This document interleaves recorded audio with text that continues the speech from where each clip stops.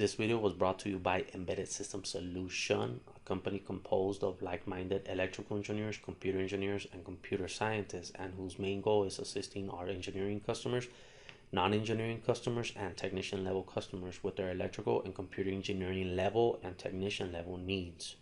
Our customers range everywhere from engineering students to university professors, technicians to engineers, junior engineers to senior engineers. Please feel free to visit us at www.embeddedsystemsolution.com. Again, www.embeddedsystemsolution.com, or better yet, email us at support@embeddedsystemsolution.com. And like always, don't forget to subscribe to our channel and like.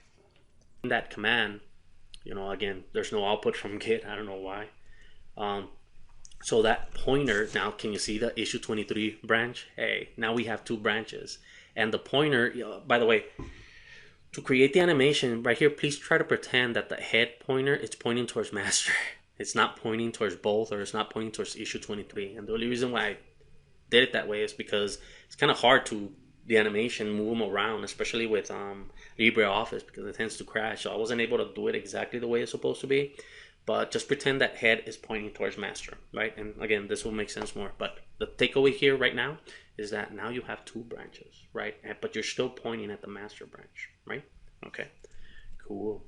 And so again, if you run that git branch command, what do you think is going to happen? Of course, now you have two branches. But here's the thing. Here's the important thing is you're still pointing at the master branch. The pointer is still pointing towards the master branch. You still haven't switched, and you don't necessarily have to switch. You could just create the branch and just keep going, and Git is, you use it however you feel like it. There's no really a rules to it. It's how you feel like it, how it's most useful to you whenever you're creating the source code for a project. So anyways, so again, now you create a third file. But remember, the C3 is the three files, because we're going to revert back to it and look at the files. So anyways, so you create a third file. And again, you run the dir command to list all the contents of the folder, of the my project folder, of the project folder. And you see the orange file, so it's something of a new file. Again, if you run the git status, surprise, right? I mean, of course, it's gonna let you know in git status, can say, hey, there's a file that's not tracked, and of course, you're gonna track it, you're gonna add it, and again, no output from git. And so you run the git status command, and again, it's gonna tell you the git command. It's gonna tell you, hey, would you like to commit? Nothing new. We're just repeating ourselves, right? But we're gonna do the fourth commit. But check it out. This was where it starts deviating, right?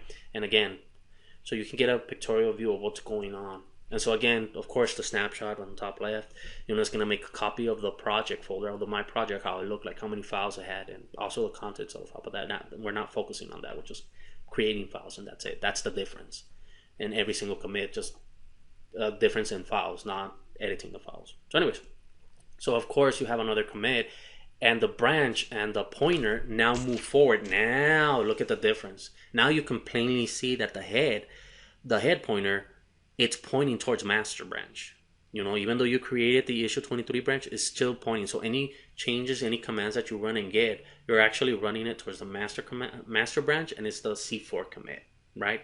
And so in terms of the two branches, master and issue 23, they're two branches, but they have something in common. They have the C1, C2, and C3, and that would be file 1, file 2, and file 3, which is purple, yellow, and green. Again, keep that in mind. And again, keep it in mind that the head is pointing towards the master, and my master moved the head. But we can't say that both branches have deviated. They're still the same in a way. If you track the master branch back, you can see that they have something in common. So they still haven't deviated officially. And so again, as you can imagine, you're gonna add a blue file, and of course you're gonna create a blue file. Then you're gonna add that blue file to Git. Then you're gonna commit the fifth commit. Of course, now you have what, 5 files. And so of course, when you do the Git commit, the snapshot inside of the Git repository is gonna be exactly of my project. And so again, we're gonna move the pointer to the left, and that's how it looks like pictorially. So hopefully you have a concept of what's going on. So anyways. So again, we have two masters, we're moving ahead, nothing fancy. And so now, again, we create another file, we add that file to Git, then we commit in the 6th commit, right? And again, now we have 6 files, cool. So far, Okay, we do a snapshot, and this is the last snapshot, by the way, because you can't keep going with this pictorially because it gets more really difficult to do these animations and keep going with. As long as you understand the concept, then you can keep going with this further if you really wanted to. But if it's hard to keep tracking, like again, imagine without Git, so Git's a lifesaver. So again, this video is the heart of Git. So anyways, so here you have a snapshot, and again, you move the pointer and the branch. Now, here's where we're gonna do something unique, something different, right? Let's suppose now you're gonna list again. You're gonna list all the branches, right? You run that command, and you're on the master branch, right? And so, guess what you're gonna do? You probably can already guess what you're gonna do. Of course, you're gonna switch branches, and that's the command to switch branches. You have to. So typically, the way you do is you run git branch to get a listing of all the branches, and then you do the git checkout to actually check out the branch, right? And so there you can see that now we're gonna switch branches. So now you're gonna see the pointer and how the pointer changes. So there you can see the git checkout, and now check it out. Now the branch, and by the way, before it was what happens, the output of the git checkout command. And so now you can see that the pointer now it's pointing at issue 23. What does that mean? That means that whenever you run git commands, now they're being applied to issue 23 branch, not the master branch, right? And so, but there's another unique thing, a takeaway from this. Git version control is like going back in time, right? You're going to issue 23, but you're not just switching branches. That's not fancy. What happened at whenever C3 commit happened? If you remember clearly, and you've been following, at that time, my project only had 3 files. It had the purple, yellow, and green. Did it not? So if you're reverting, guess what's going to happen to my project folder, or the project folder, whatever you want to call it, right? Hopefully you can anticipate what's going to happen. Whenever there was a C3, the orange file didn't exist, the blue file didn't exist, and the purple file didn't exist, right? Ooh, wow. So those 3 files at that time did not exist. So the whole point of Git is whenever you do the commit, that project folder is how it looked like when you did the commit, and that's how it looked like. So that's why version control, we say that it's like going back in time. Pretty cool, right? I wish in real life we can go back in time, but Back to the Future. Anyways, my best movie ever. So that's what's happening, right? And so now anytime you run any type of git command, you're doing it to the issue 23 branch, right? And so here you can say, we created another file, we want to git added, and then we do a commit. But watch what happens now. The commit, can you predict more or less what's going to happen? Because it gets a little confusing if you actually look at it. But once you see it, it's like, of course. So anyways, so of course you're going to add that file to the My Project folder. And the snapshot, we're not going to show it anymore because it's hard to keep track of it. But like I said, as long as you have a concept, check it out. There's the commit.